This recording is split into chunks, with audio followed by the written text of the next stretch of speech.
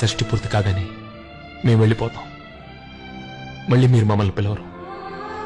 అందుకే మీ ఫోటోలన్నీ ఎండార్ చేసి మా ఇంట్లో పెట్టుకుంటాం. నాకేదైనా ఉద్యోగానికి ఇంటర్వ్యూ వచ్చిందనుకోండి, ఏం చేస్తానో తెలుసా? దేవుడి దగ్గరికి వెళ్ళను. తాతయ్య నాయనమ్మ ఫోటోల దగ్గరికి వెళ్తాను. తాతయ్య నాకు ఇంటర్వ్యూ వచ్చింది, దీవించమంటాను. అంతే, తాతయ్య ఫోటోల నుంచే దీవించేస్తారు.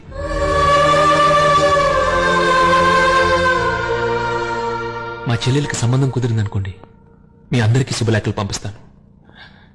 కానీ మీరెవరు రారు.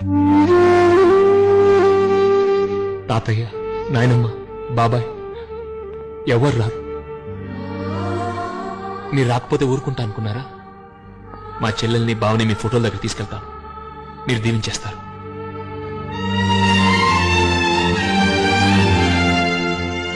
అరే ఏంటి అంత అలా సీరియస్ అయిపోయారు?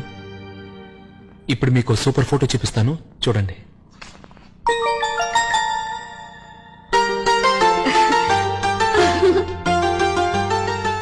రఘు, ఇది మీ నాన్న గొలుసు, వేసుకోబోద్దు. నాన్నమ్మ, తాతయ్య ఎప్పుడు ప్రేమతో నా మెడలో వేస్తారో అప్పుడే వేయించుకుంటాను.